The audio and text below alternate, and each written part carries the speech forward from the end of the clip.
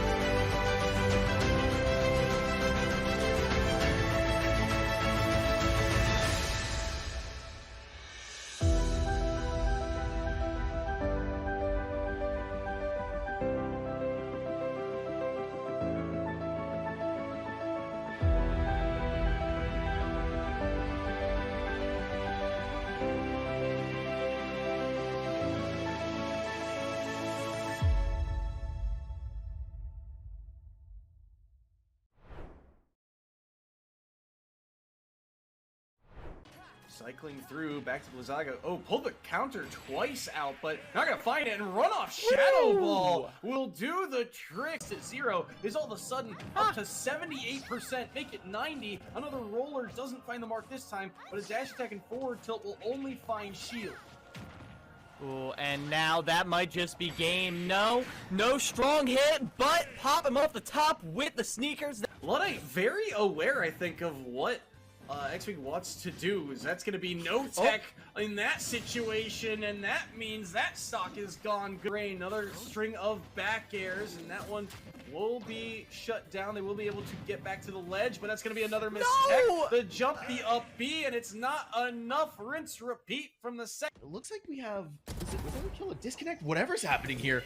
Han Solo Burger is just tearing right through them. 3 kill, my goodness. They still have so much left to work through. A nice weapon upgrade here. Raze is gonna throw it right back into their face. Look how far Kira's pushed up. They'd be able to, whoa. Joe! This is just what we needed to see from Brooklyn. But I was going to say, Handy Crackers in the offensive attack, he had such a good size up on that one, but got denied by the defense of Merrimack. I mean, this is a player that's been peak at 2,200. You know, someone keeps on stealing it, just doing hot laps at this point in time. But regardless of the fact, 15 seconds left here in game number 2. Breakaway chance right here for Bagels. He's going to put this one in. Hammy Cracker's going up high in the sky, gets the flip reset. Looks like a musty there from the sky. Losan going for a double. This is their GC1. Looked like he had a triple tap.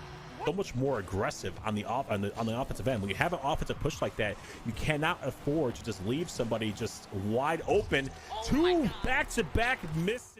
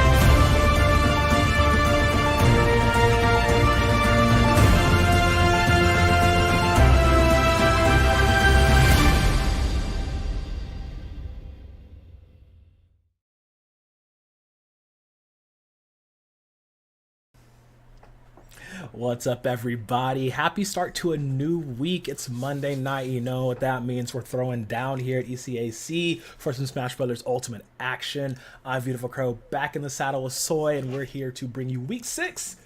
Almost time for playoffs, guys. This is all the marbles. Yeah, regular season ends just around the corner. We've got this week and one more week remaining, and so these matchups mean even more. This one, though, should be a fun one. We've got SUNY Poly, the Wildcats, going up against LIU Long Island. This one, again, should be a very fun matchup. I'm excited. Like, I want to say first or second match that I was able to cover for this channel, for this group rather, back in fall, was in fact this matchup, and LIU absolutely floored me and shocked me and made me a believer in the online Little Mac. But they've been doing pretty well since then, as the record's been showing. Yeah, Long Island undefeated so far. They've really handled this this elite group 3 that they are in. The only loss they've taken in their crew battles thus far, they had a 2-1 victory in week 4 against Stockton, and that one was kind of a series of adaptations. They dropped a massive loss early, 7 stocks to 0, then came back in the next 2, won 5-0, 2-0. So they, outside of that one hiccup, they have looked fantastic, and they're trying to secure themselves the top spot in this group with at least a victory today, getting them one step closer. Yeah, they want to make it all the way through. You know, playoffs is top 4 from each of the groups. And I mean, they're basically guaranteed, you know, like, unless a literal accident or intervention by God himself, you know, makes that not happen. LIU is looking to, like, get revenge. You know, they weren't able to break into that top 8, that super elite group that is here for ECAC at the beginning of spring, hoping to be able to do so going into the next season. And they are poised in position to do just that. They just gotta, you know, quickly put the beating on SUNY Poly, possibly, unless there's an upset. I mean, SUNY Poly, like I said, they scrap. They love to scrap hard, so want to see how they can do.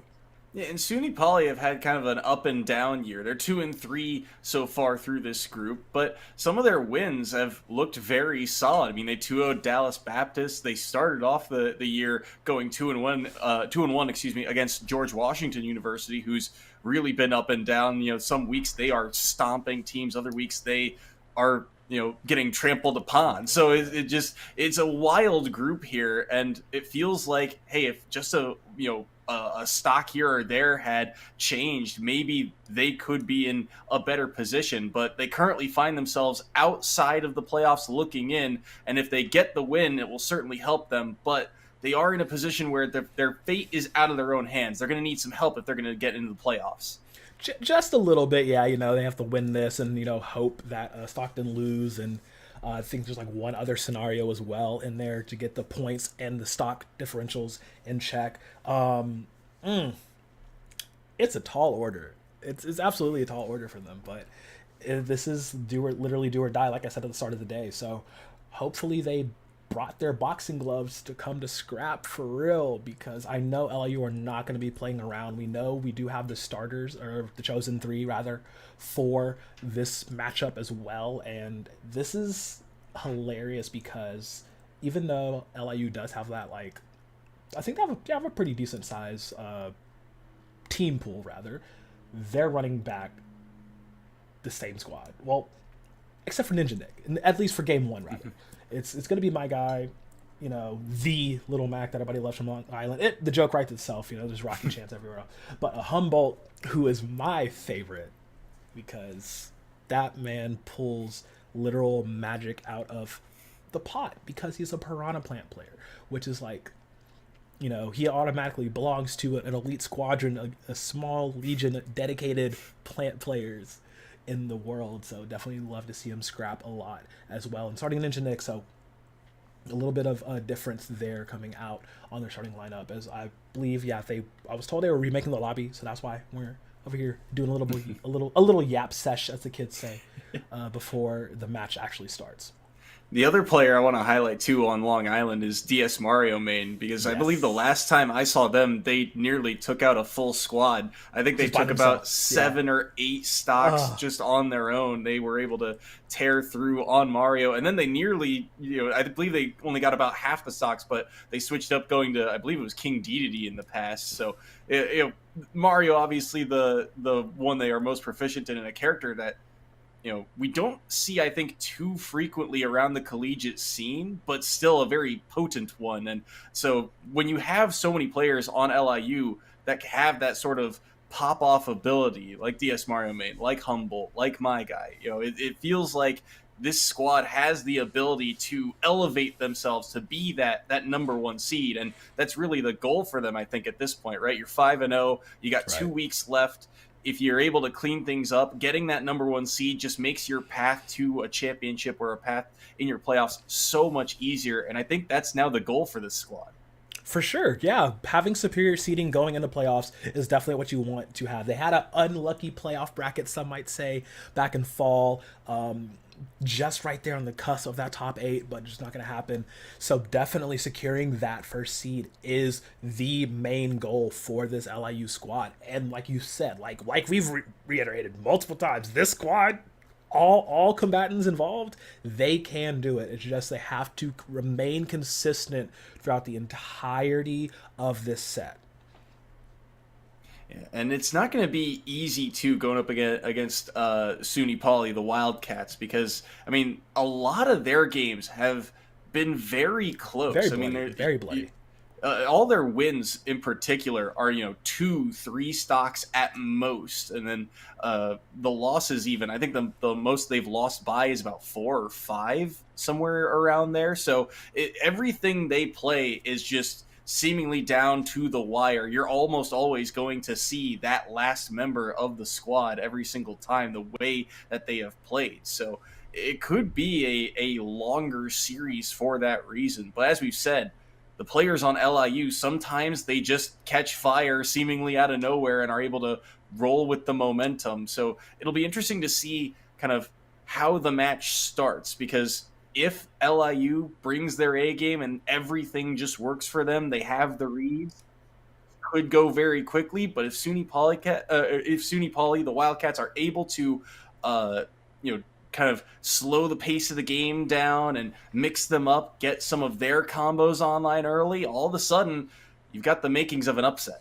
It's going to be interesting because like LIU is a very momentum-based team, yes, but they do have a very strong ability, they have shown at least, to be able to regroup when they do fall down, right? I mean, yeah, their series score is 5-0 because they're like, hey, what do you mean? But no, they did lose a game, right? Like, they have dropped a game, maybe not in full series score, but they have dropped a game, but they immediately can bounce back, especially against teams that they're very even or like above, right? They maybe will struggle like some of the other teams in the other divisions, a little bit more above them, but in this pool, in this group that they're in, they're the top dogs for a reason. But now SUNY Poly, all of their series have been very bloody, very scrappy, down to the wire. Like we said, only 2-3 stocks differential, maybe that obscure 1-4 stocks, but like they have to be able to match that energy coming into this against LIU, or they're just going to drown. Because last time they played in fall, the first game, it was a 2-0 going in favor of LIU. SUNY Poly had it close in game number 1. I believe it was, they only, I want to say it was like, what, 6-3? Or 6-9 rather. So it was very close, literally like, 1 player away. But game 2 was not close. And that was the momentum diff. That was a stamina diff between LIU and SUNY Poly here, which could be another factor coming into this, especially because in spring of how good LIU have looked, and SUNY Poly just being very, very scrappy and very, very, all right, we survived, like we made it. So looking to see how SUNY Poly does open and if they can keep up that momentum the entire time, because it is a marathon, not quite a sprint here. Yeah, the opening set I think is going to mean a lot for this crew battle in particular. I was looking at the numbers for Long Island and how many stocks they're winning by. They've actually done better in set 2 than they have in set number 1. Is the strange thing. Normally, a team you think comes out the gate swinging. If they're going to win big, it's getting the jump early.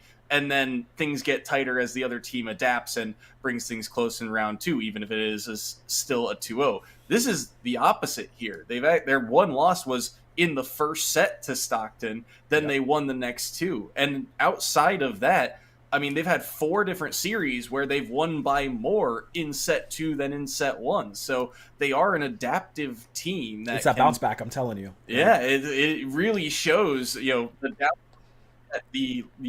vision that they have. We'll have to see if that comes to fruition. Final destination here for the opening round of this best-of-3 crew battle. Soulstar rocking the Kirby this time around against Humboldt's Piranha Plant. Okay, he actually is starting with the Kirby here. I do like that. We don't get to see it often. Sometimes we do get to see him just immediately come out with it. Or don't really get to see him come out with it immediately, but he's putting the brakes onto Humboldt here, who will be the starter. Generally is for Long Island, eating a lot at 115, 130 currently. And Soulstar doing his best to keep him to the ledge for now. Won't be able to find the back air. The question really is, how does Kirby get this kill here? Because Humboldt's got pretty strong defense, but he's taken a lot of percent very early here. Tries to armor through, and he does. Nearly finds a kill. And this is where things get very dangerous for both sides, both in the red. And run up down smash is actually going to take the first stock. Okay.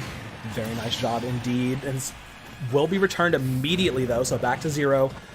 Back to set for both. Now it's all even Stevens, but Soulstar has a lot of pressure going into this, and Humboldt has to react in kind, get those setups going, get a poison cloud charge like he has done there.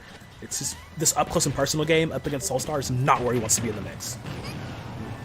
Quick combo there for Soulstar, though, to help even things out.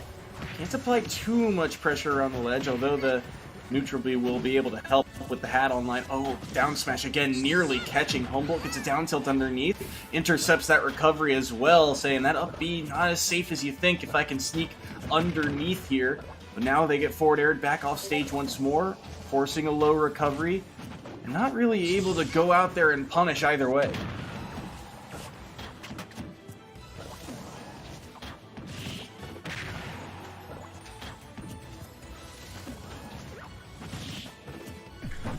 Very good pause coming out from Soulstar here, getting more damage on, but no way. Gonna take him out with his own spike. I mean, that's the Kirby game for you, I suppose. Let's see how quickly Humboldt can return onto this and bring it back to a 1-to-1 situation. Back air gets shielded. Neutral air. Humboldt right now sitting at about 50%, getting comboed, but the armor through again. That's a couple times. Humboldt has just said, hey, I'll tank the percentage. My move's closer to killing than yours is, but still unable to take the stock quite yet. Soulstar is certainly making Humboldt work here. Yeah, very much so. Now he has to finish this out. Like we talked about, you need SUNY Poly to be dangerous, like be aggressive, keep that momentum, that tempo super high going into the start of this, and Soulstar has done just a good job of that, but he has to be able to close this out. Humboldt on 115 will not take too much to get it. Ooh, the shield on that forward smash. You can tell that Soulstar starting to look for ways that they can seal this one out. Back air won't be able to do the trick quite yet. Down B, stalling out. Oh, they get aggressive that time around, but still unable to land it. But that neutral air does not connect, and forward smash will seal the deal, and it's Soulstar to hold the lead. Okay. Soulstar holding on down to his last breath, but he managed to make it work. So, very good job by SUNY Poly getting the first blood in the opening round here. That was... Hey, we said SUNY Poly's games are scrappy. That's been the case all split long in spring, and this is very much evidence of that. So, good job on them for getting first blood here. Soulstar down to his last stock, though. Tall order with anyone that's left on Long Island. Yeah, Long Island, we've kind of gone over their roster, but SUNY Poly, I think when we look at the names on this roster, Soulstar is probably the one that sticks out the most consistent member of the team.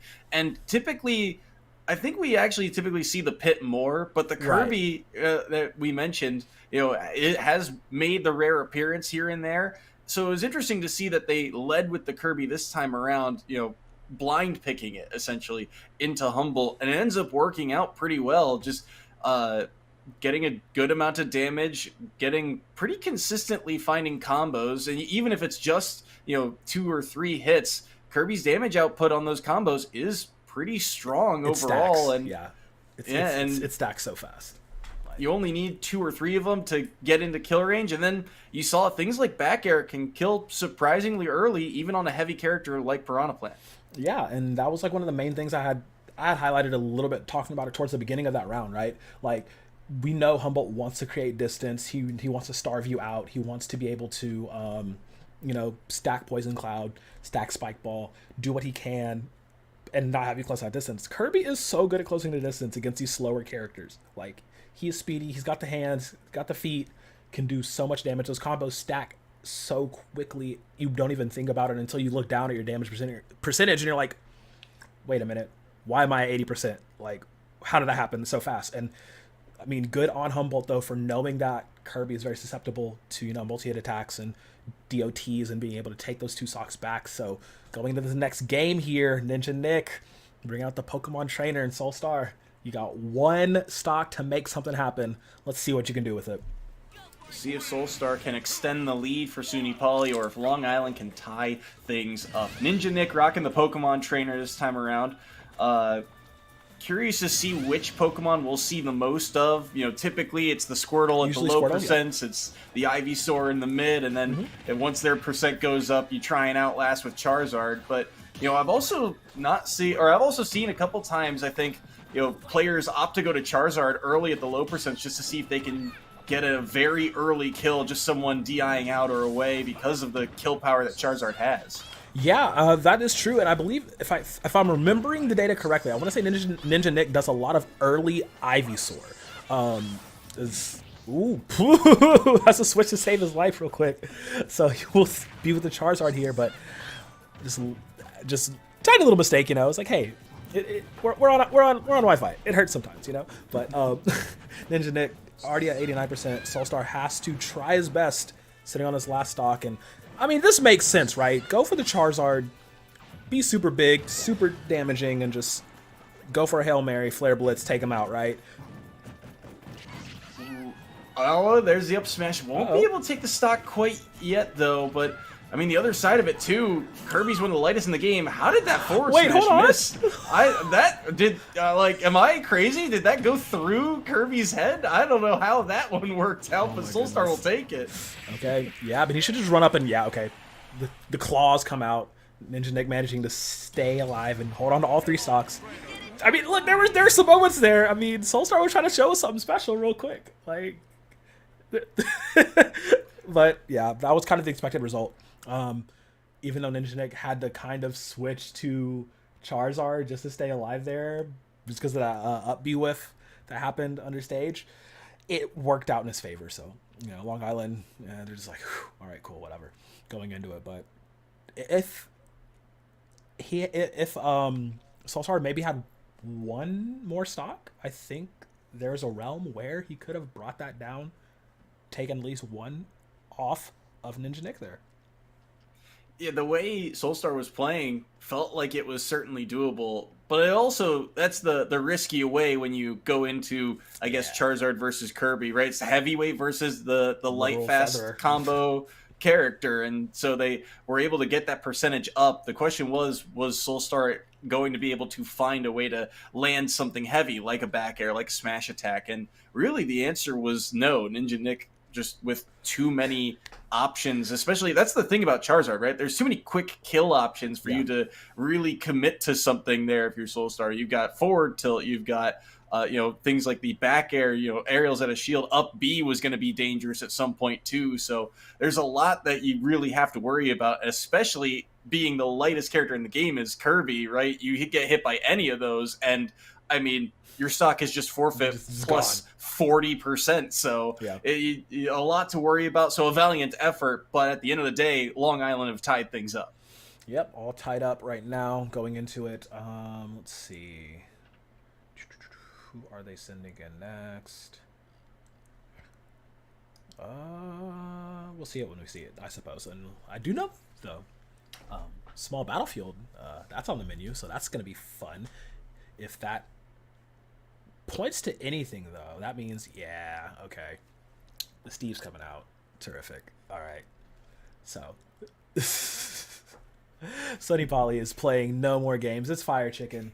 Fire Chicken Jr., I should say, rather, going to be coming out with the Steve. And this one, they want to get retribution. Sunny Poly, they started off hot. They really did. And, I mean, of course, with Soulstar only having that one stock going into game number 2 to make things a little bit difficult. Fog Island going to cool them off just a bit. But Fire Chicken Jr. in the middle right now has the potential just to completely ruin Fog Island's day for this game number 1. Well, we'll see what they're able to do here. They forced an early switch here to the Ivysaur. They were able to get a decent chunk of blocks farmed up, too, before Ninja Nick was able to get in and do some damage. Now, a couple up tilts landed. Doing a good job of buying themselves space so far, but now the Razor Leafs are pressuring. What do they do now? They try and go in, they get a couple hits, back away, rebuild the wall, and reset. Yep. Oh, I got it. Looking for some gold. Managed to get 1 nugget. Okay. Now, Fire Chicken Jr. at 82%. Ninja Nick does favor this Ivysaur a good bit. Looking for yaps and probably run up some forward airs, get those vines slashing, but as soon as Fire Chicken Jr. gets under him, though, that's such a scary situation if you are Ninja Nick, as the minecart will lead him to some more damage. 116 now, but you get caught. It takes so long to get out of that from the change, and Fire Chicken Jr. strikes back, getting that first stock pretty convincingly, I would say, all things considered. Yeah, I mean, 89% is a little high, but it's still, you know, you're going to only die to things really like a smash attack at that point, and you've got gold and diamond, you know, still in the pocket, so a very good spot, I think, for Fire Chicken Jr. in general here, as long as they don't get hit by that next move, but they're able to evade. They find a forward smash as well to punish. They're looking for another way to take stock here. They're looking for a landing, and they get caught out themselves. 2 down smashes whiff, and the back air from Charizard will seal away the first stock. That was such a Swifty back air. Like, you get caught trying to go for 2 down smashes, and you're like, all right, bro. Let me just hit you with this Dragon Tail real quick. And yeah, Ninja Nick will take a lot of damage. Considerably at this point. This is a scary situation. Yeah, it's a do or die. That's a knowledge check right there. He called that he was gonna go for the recovery instead of, you know, just dropping from ledge. And yeah, Fire Chicken Jr. manages to catch him slipping on that one and immediately puts himself back in the lead. But now can he finish it off? Is Ninja Nick going from some spicy down airs here? Just searching for a way to try and tie things up, right? Gotta risk it all to see if you can get something back, some ground back in this one, because the match is tilting in Fire Chicken Jr.'s favor here. 108 on the Steve. So with Charizard, you've got kill power, right out of and shield, there baby. it is. There's the up smash, and that's going to tie things up. Yep, right out of shield. Going to go ahead and let it fly. Do his damage. Will be tied up, though. Like you said, 1-1. Fire Chicken Jr. really wants to finish this off and go into, you know, the next game against the inevitable My Guy as the bounces. Oh! The tech roll literally saving Ninja Mac there. Fire Chicken Jr. was looking to finish out with an up smash. Dash attack hits the block, and he got reset right back down. That was everything there, as all of a sudden, this is starting to get very dangerous here. The smash attacks clank, but he still took a little bit of damage. Either way, Fire Chicken Jr. here, hiding behind the block here. They do not have many resources left. They get grabbed off stage. They're able to recover. Get up attack gets them back. They don't get the grab either. This is everything here at center stage. Literally, and he's going to get caught with the block. You would think he'd be resistant to that, but no, unfortunately not. Fire Chicken Jr. will take it in the end for SUNY Poly. I mean, look, I said they were playing serious when they put him middle on the Steve, and I meant it. But once again, down to the last stock for their player. Yeah, very, very close. But I think they just pretty consistently had the edge in that one. I don't think they were ever trailing. That's the start of the game. You know, part of, I think, what makes Pokemon trainers so good is the fact that Squirtle is so consistent at getting damage. Yeah. You know, you can pretty easily, once you get your combo starter, you know, Lincoln, you know, 30-40% off of Squirtle's combos. But Fire Chicken Jr. was able to just really mitigate that character and the damage output they have right off the bat. And so it forced Ninja Nick to immediately go to Ivysaur. And then all of a sudden, Ivysaur, the Razor Leafs, well, all right, if you're going to Razor Leaf, now I'm going to go in. Now I'm going to approach because that move is a little bit slower. I have time to get in. And all of a sudden, Fire Chicken Jr. was the one being adaptive against Long Island. Yep. And now I expected him to start, but I forgot Humboldt loves to start as well. So now it is going to be my guy, last bastion of Long Island, the hero, the legend, on the little mat coming into this. And Fire Chicken Jr. only with one stock to survive through this.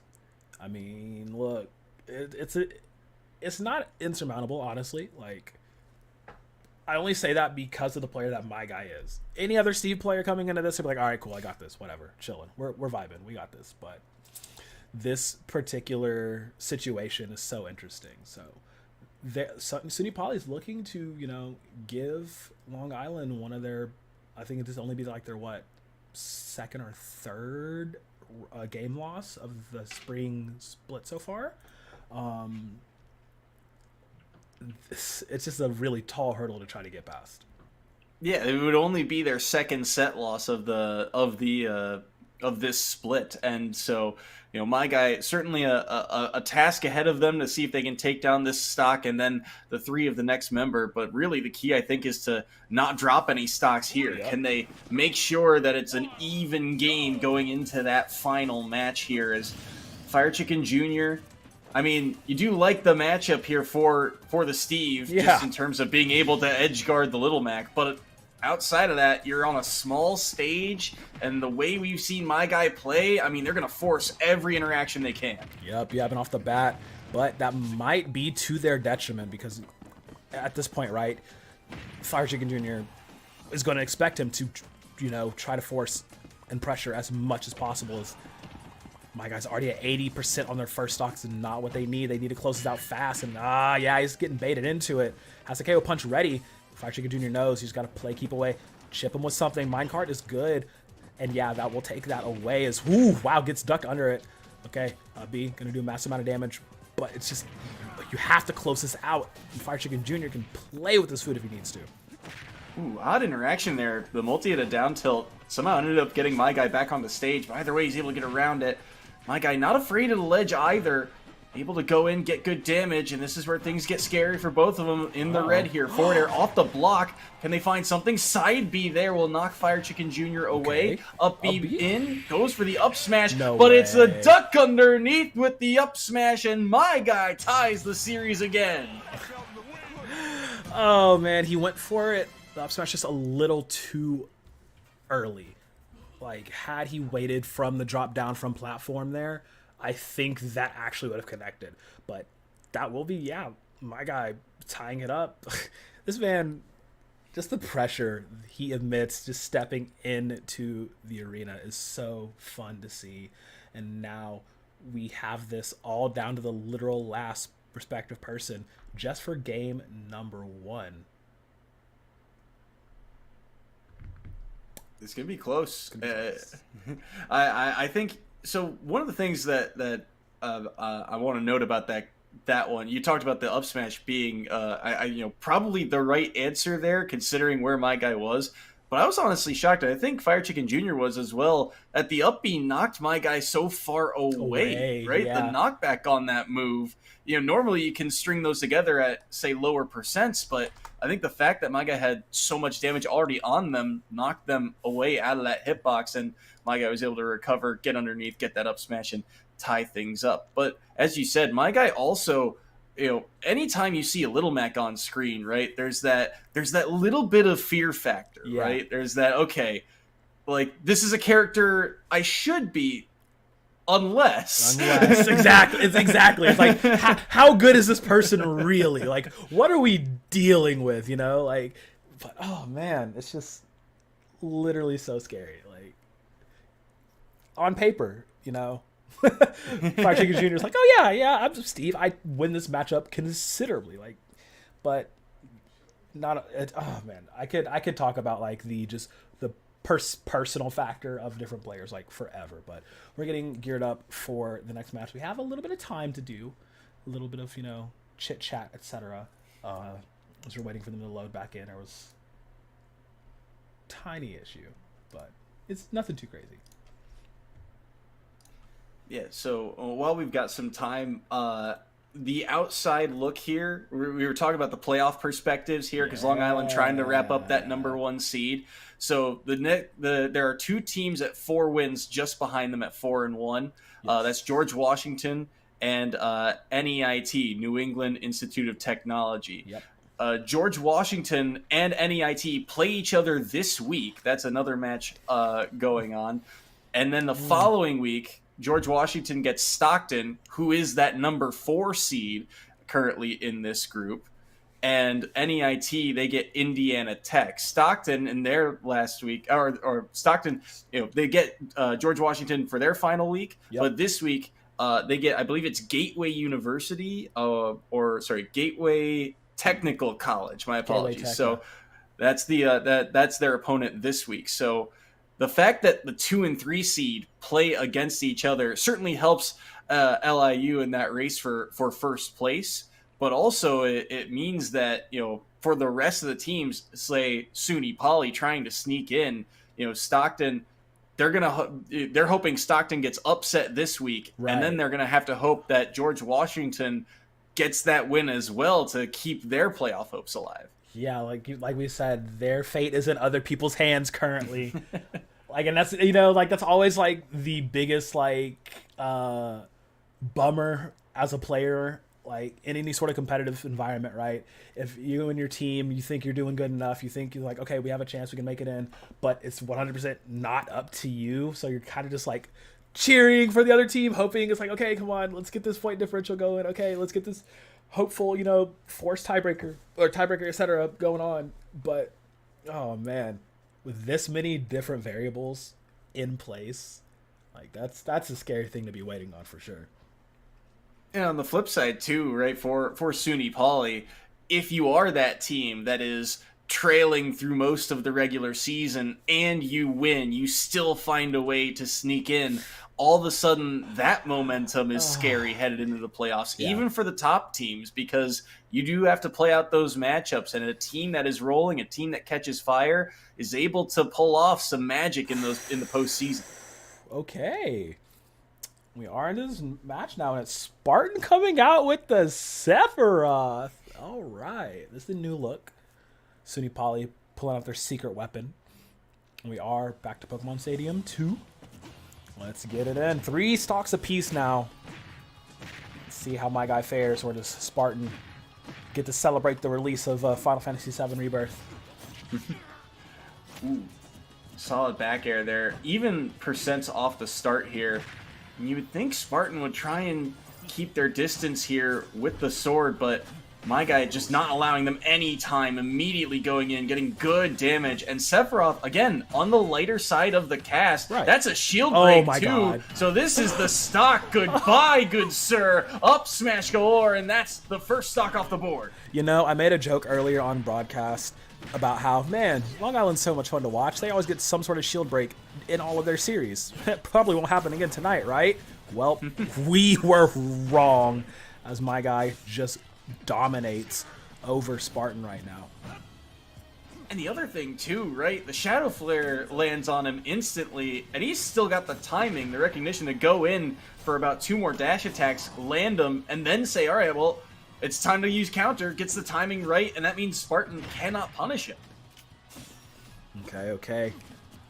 Spartan needs to find an answer here real fast. I mean, you can really utilize the Masamune's length, unless my guy just checks you with the meanest forward air. All right, I'm trying to talk about tactics here, and they're like, haha, return the monkey, throw hands.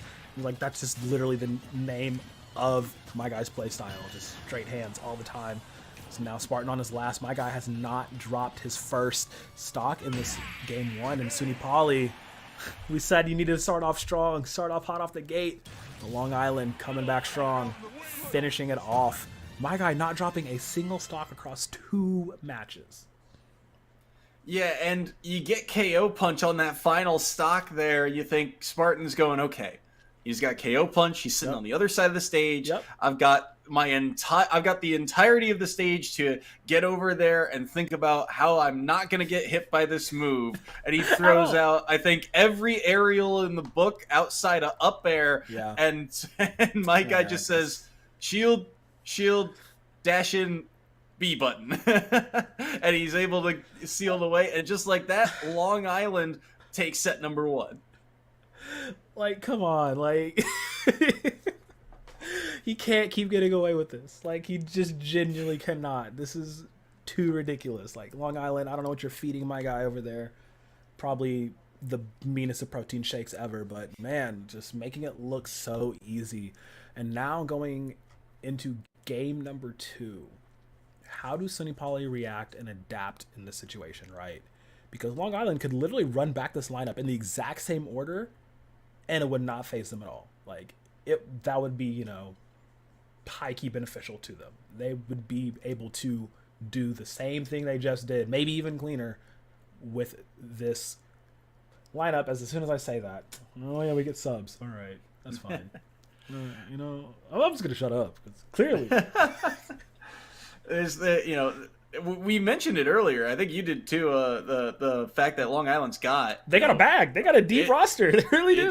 Yeah, it's something like 7, 8 players, I want to say, and they only get the chance to throw 3 out at a time. So we get to see some of the depth step in, which is a good opportunity for them. And I think part of having my guy on this roster for Long Island. Yeah. There are some players. I think part of it is what elevates their game is the fact that the game plan is just simplified, right? They just say, all right, I know what my character, it's not just knowing what your character can do and can't do.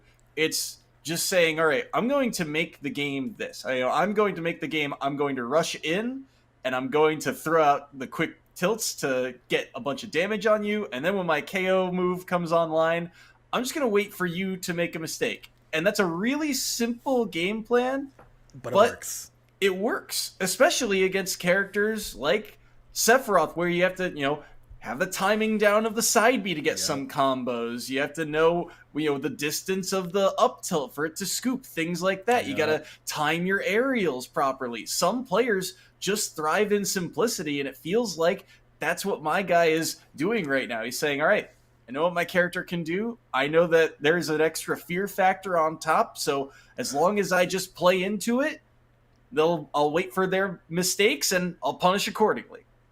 Look, he definitely punished accordingly in that last matchup for sure. So we do have the list of the subs done by both teams across the board, actually. So for SUNY Poly, they're actually swapping out Spartan for Monkey Man. And then on the side of LIU, they're gonna sub DS Mario main in for Humboldt, and Ninja Mac is out, and they're bringing in Stefan. So my guy will remain on the lineup, but the other two will be swapped out for others. And so that begs the question now of the lineup iteration. Which characters do you want where, right? Where do you want to try and set your players up for success? And do you have a way to try and counterpick someone like my guy? And in theory, yes, but through set 1, we see in practice, no. So I guess the question is, where do you slot the lineup here if you're SUNY Poly? Well, I mean, that is a really wonderful question. I mean, especially, if it is DS Mario main starting, who's had a very, very great season so far. Who do you put out your best foot forward coming into this, right? How much has Monkey Man been practicing? How much has he been grinding, right? Like, where do we slot them in? Because honestly, LIU can start any player in any order, and I think they'll be fine.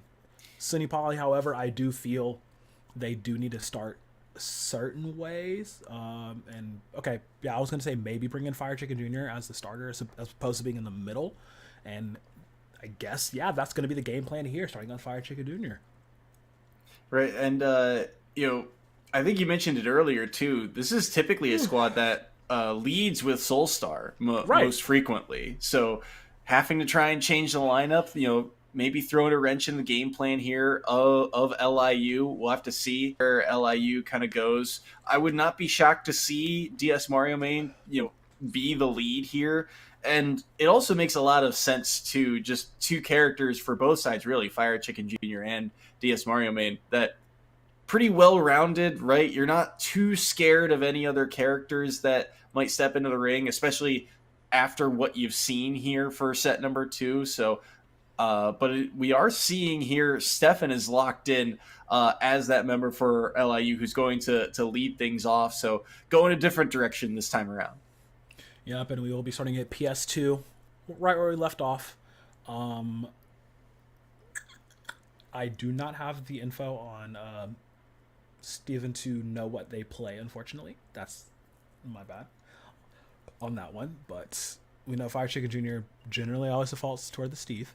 So we'll have to see how that goes into there. I mean, ideally, if you are SUNY Poly, you want to get that 3-0 off the start, right? You want to make sure you don't lose a single stock going into this. But him getting out with 2, I do feel is acceptable because we know he can play pretty well forward with just 2 stocks. But going down to that 1 stock is where, like, even though he is on Steve, every single player on Long Island knows how to play against him, and every single player knows how to, like, just instantly rush as soon as they touch down from the platform, right? So him having that 2 to 3 stock going into the second game is very pivotal for SUNY Poly, because we did say that was good for them. They had a really good start in game number 1. They need to do that, but then, also be able to close it out. It needs to somehow be a stronger start, right? They were able to hold on by 1 stock, then it got back to even very quickly here. So we see the Ness come out here from Steven to open things up. And I guess this matchup, it feels weird, right? Because you've got the kind of, Fire Chicken's going to do, kind of what he did in game 1, back away, build the blocks, you get the resources online, see what he can pull eventually. But Ness doesn't necessarily feel like the fastest character to rush in and deny him from doing that, but you still get in and get combos. Exactly, and Steven's doing my favorite thing ever. It's just 2 simple words, forward aerial. It just works so well for Ness, regardless of distance, right? So Steven can really just play from a reasonable enough distance, land a PK fires, use that to rack up damage as necessary, use the yo-yo as well. Hey, look, he has the game plan set. Clearly, do not allow Fire Chicken to set up shop, right? Every time he lands, he's in the vicinity, not right up in his face, which is key. Keeping his distance but still being able to damage Fire Chicken Jr. is the key to taking out Steve in this type of matchup. I do like the way Fire Chicken has set up the blocks. The way that they are able to.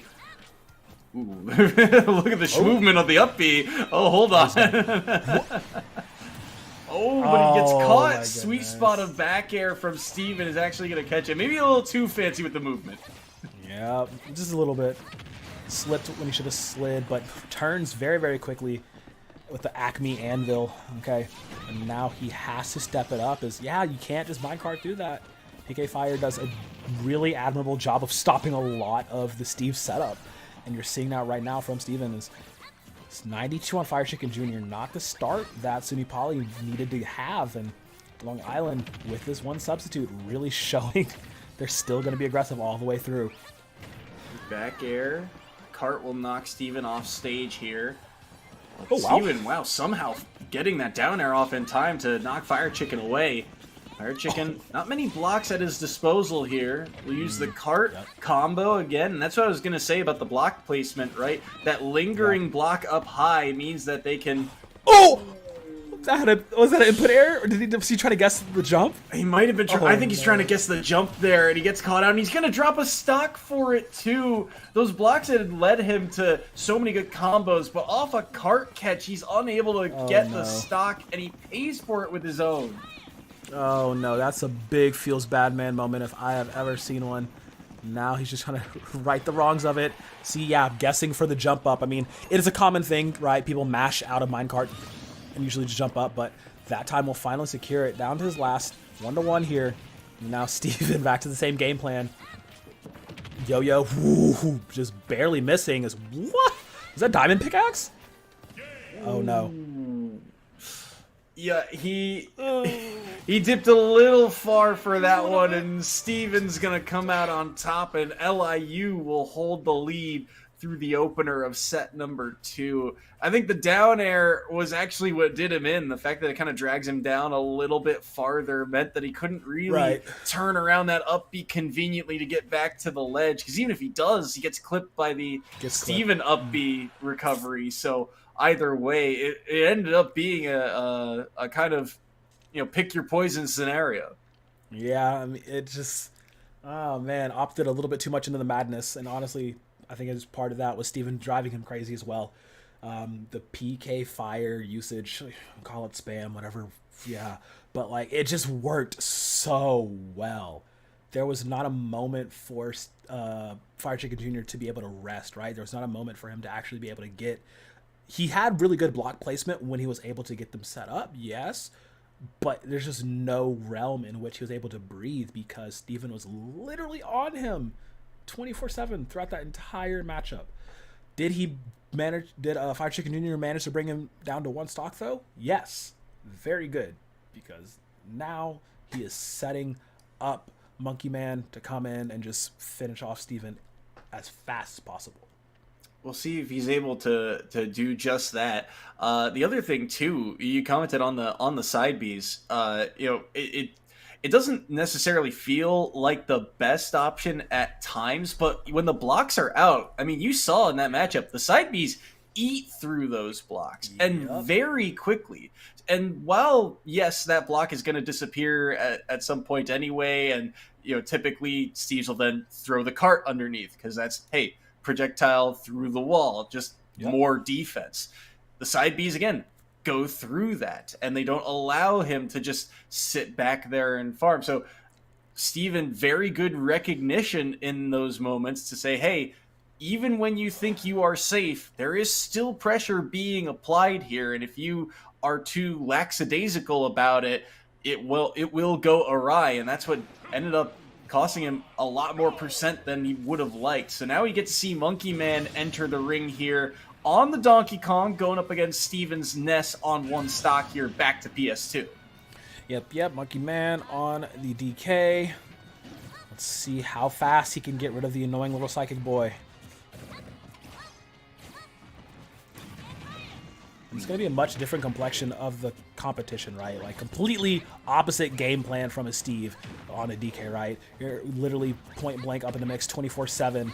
Not a lot of, like, escape tools or, like, distance closing tools, but you make up with it with a lot of power and the ability to tank a lot of damage as well. And Steven definitely knows that, so he's going to catch him in the air. The prediction called this boy Houdini. Are you serious? What a catch. I mean, and Monkey Man there kind of gets frozen like a deer in headlights in the air there. Just says, all right, well, I got hit up here. Now what? I'll fade to the right. Oh, no. Steven able to capitalize off the back of it and take that stock off the board. And again, we talked about it. Adaptivity from Long Island. Multiple players who can pop off. Set number 1 was close off the start. They pull away late. Now set number 2, the fact that even if Steven drops his stock, they will have the lead no matter what. And they're going to get a commanding one at that. Side B to down air. Goodbye, stock 2. I saw the setup as soon as the side B launched when he was on ledge. I'm like, oh, he's not going to go for a down air, right? Yes, he does. Man, okay, look. Stefan, he didn't win, but he did exactly what he needed to do in that situation. Any sort of crew battle where you're losing stocks and it carries over to the next round, your due diligence is to take as many stocks before you fall. If you can't win, do so much damage that it leads your team to victory, and that's exactly what Steven did here. Monkey Man dropped all the way down to 1 stock here. I'm still mind blown over that up B prediction. Like, that was just so clean to go for the wherewithal to know, okay, he's had a decent damage percentage. Up B crits. We're already near the top blast zone. Let's just do it. Like, he's literally doing advanced trigonometry in the air as he's falling. As soon as you see him channel that PK Thunder, you're like, oh, this is going to be so sick. And if it works, it's amazing. If it doesn't, probably dies. But it works, so that's great. And great on Steven and on Long Island to get those 2 stocks.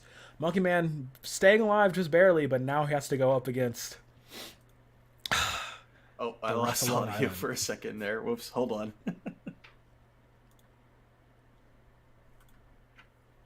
All right, my apologies. All right.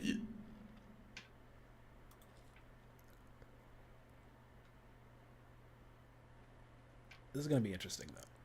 This is going to be interesting. Like, oh, my bad. I guess. My boy, are you muted? Sorry, my side of things is acted weird, so I apologize. Okay, I got you. I was like, wait, hold on. I saw you talking. Like, wait. I looked. So it was just. I honestly can't even explain. It just like I heard myself disconnect, and then it just sat there and said connecting for like. What felt like an eternity, and I felt very bad about it. So that's my apologies. Either way, technical difficulties aside, it was a great read by Stefan, and on top of that too, the down air spike. Right, you talked about the setup there. That was beautiful. And yes, let's also be honest. That's a tough matchup for Monkey Man to go into, but there are ways around it, and Monkey Man. This is where things get interesting, right? Because he's only got 1 stock remaining. And Long Island, again, starting to pull away in the second set. Steven, the fact that they weren't on the original lineup and they are still taking 5 stocks out of 9 potentially, like that is a solid average, right? And that is the caliber that these top teams have. And that's what Long Island is trying to prove themselves to be. Yeah, and like we said, hey, they are the top dogs of this group for a reason. Like, all of them fight so hard, regardless of who their opponent is, and it shows, right? They are clearly like the aggressive squad to have to deal with. And we said at the start of the day, SUNY Poly needs to be able to step it up and bring the fight to them. And game number 1, they were able to do so for a long time. Game number 2 is not looking quite the same as... Now, the classic matchup, tale as old as time, Donkey Kong versus Mario. Man, this is about to be real scary for Monkey Man, I'm not gonna lie. Because DS Mario main, he may have just woken up, but like, he got them heavy hands ready. Yeah, I mean, this is a very scary spot for Monkey Man to only be at 1 stock. They need to find openings, and I think they could find them in reversals maybe if you see DS Mario main going for something a little fancy, but this is the problem, right? Such a big body, so many quick hitboxes, and they try and find the forward air on that platform. They won't find it this time. Platform extension, they'll go for it, but they won't pull the trigger on something like up B. Instead, they'll take the damage and nearly kill off the top anyways. Sitting on 133 right now. Yeah, DS Mario main, he knows. He just needs to chip him out a little bit. Doesn't he have to like actually... What? Platform saving his life there. Okay. Thanks, Jesus Platform. Woo! Elastic and Mario Tornado not going to connect as he rolls into him, gets thrown back to DS Mario main. He's just looking to, finish it off. A little simplicity. Nothing fancy. Oh my gosh. The Fireball to Nair nearly killed. And no tech that time around. Runoff Nair does the trick, and DS Mario main cleans up member number 2 of SUNY Poly Wildcats. Yeah, nothing fancy, just... little offstage flair to go for it. But yeah, I mean, it was a matter of when, not if, in all honesty, for that. We just know DS Mario main is just ridiculous. And that's just all you can say about it. Had Monkey Man had even 1 more stock, maybe we're looking at a different type of fight there, but fortunately that's not the case. As now SUNY Poly's down to their last to try to carry it all the way through and force a game number 3. Tall order, not gonna lie. Especially if a player like my guy is still waiting in the wings here he for is. Long Island, and we know he's waiting there. That it may say question mark, but we know who's there. We know who's in that portrait. So we'll have to see who. I'm assuming it's going to be Soulstar coming in as this 3rd member here. Mm-hmm. So curious to see if we get the pit here for round number 2, or if it's back to the Kirby. I wouldn't be surprised to see the Kirby ran again here, just to try and fight combo fire with combo fire here up against DS Mario main, and then Kirby into Little Mac. You could try and do the little brother trick of inhale by ledge. So yeah, it's I mean, because the other side of it is you go with Pit and you can keep him away with arrows, but it takes a little bit of a charge, and Little Mac has that ground speed, and that's assuming you can even get by DS Mario main. So Pit does, I think, also have the advantage there just in terms of the range, right? The multi-hits that they have. You get that little bit of a disjoint with Pit's weaponry. So you could see either side of the coin here. I definitely would like the Pit over the Kirby here in the situation. Your safety net is larger, arguably. Your tool set as well. You share a lot of similar tools that Mario has, right? With ground combos and your aerials as well. Your multi-hit moves, a reflector, projectile. Yeah, like you definitely have the tools to deal with them. It's really just how confident are you in pulling this out to try to not only beat DS Mario main, but beat him enough to where you're surviving with at least 2 to 3 stocks going into what you know is going to be my guy waiting at the very end. All I know is that we are going to Final Destination. Interesting. Yeah, I think... I mean, this is where we saw Soulstar go in game 1 here with the Kirby, so I wouldn't... Kirby, right. I wouldn't be shocked to see that come back out here. And it also... it's also a good pick, right? Because you saw in that matchup against Monkey Man, Mario with platforms gets those extensions, and you got to worry about those even more. So that could be why we're seeing FD as well. So a comfortable stage here, and when your back is against the wall in a series like this, sometimes relying on comfort is the best option. So Soulstar seeing what they can do here against LIU. They've got all 3 of their stocks to work with. Can they take down DS Mario main? Yeah, that's a lofty ask, and let's see how it goes off to the start. Wow, he was gonna go for the throw into down air off the bat. DS Mario main, chill out, man. We're just getting started. Hold on. All right, Soulstar will catch him. They're just trading back evenly here. Very nice job. Battle of the Nintendo mascots. I'm pretty sure I saw this one in the Brawl story as well, right? I think so, yeah. That's the Coliseum? opener in the Coliseum. Yeah. The classic matchup. So characters that know each other pretty well from that perspective, right? Oh, gets it down there. Oh my goodness! What? The air dodge read from DS Mario main says, "No, I'm not aerialing this time. You're gonna be right here." Oh my god. Okay, DS Mario main. He's trying to shut up all the doubters. Not even give them a single thought in their mind. Oh, wow, okay. Perfect time on that to not take any damage from the up B. DS Mario main.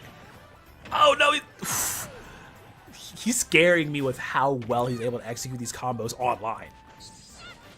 Nair traded there too, which is really odd. You'd think that move would just either win outright, but somehow Soulstar got something out that would trade, and that ends up, I think, saving his stock there in that sequence. So 117 now on DS Mario main, still with all 3 stocks remaining, and they're trying to find a way to take down Soulstar, and no. they do. Oh, no. They throw out 2 back airs and say, yep, the uppie's gonna be right here, and immediately eviscerate that second stock. That was ridiculous. Oh, man. Okay. Yeah, he's trying to clean this up as fast as possible. As now Soulstar down to the last stock. Cannot afford to miss a single hit. The tail end of the dash attack's going to land. Into the grab. Into the pound. Will land the upbeat sword as well. DS Mario main sitting at 74, but he's just going to... Yeah. Lands a ladder. Ah! Kirby can jump out of that very easily. Again, getting another grab combo, and now you're at kill percent. No, and just walked at him. Oh saw the air dodge come out. And now you know what DS Mario main wants. Down tilt instead, just walking him across the stage. Neutral air to get him away. Looking for the back air. Dash attack from something like Soulstar won't kill quite yet, but he gets a back air on shield, and that will be the up smash, and that will be the end of SUNY Poly's run this week. Long Island will get the victory. You know, just short hop back air into up smash. Just Mario things. Just, making it happen. Not a doubt in my mind, like this this LI squad, man, they're just absolutely bananas, absolutely nuts. The entire bag of trail mix, if you will. Like, just they want that top spot guaranteed, and they want to make sure there is no doubt that they make it into playoffs with that first seed, with that top spot. And this was definitely a way to show that.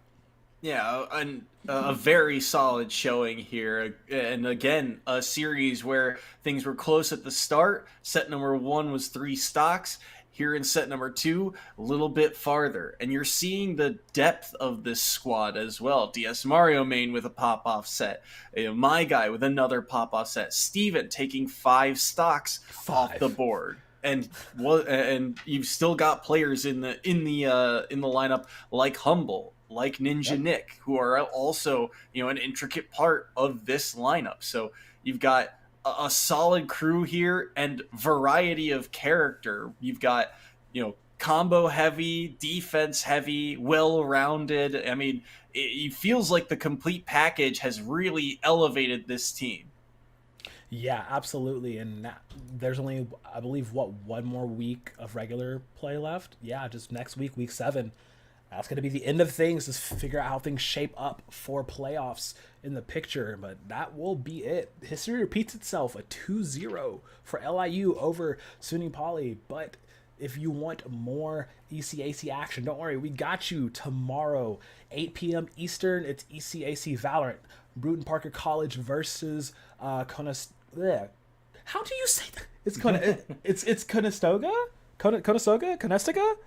They're gonna come at me for Conestoga. Yeah, they're gonna come at me for pronunciations online. Conestoga College tomorrow, 8 p.m. Eastern. I'll be in the chat, because I love me some Valorant at heart all the time. But that will be it for us tonight. Thank you so much for joining us, and we will see you later.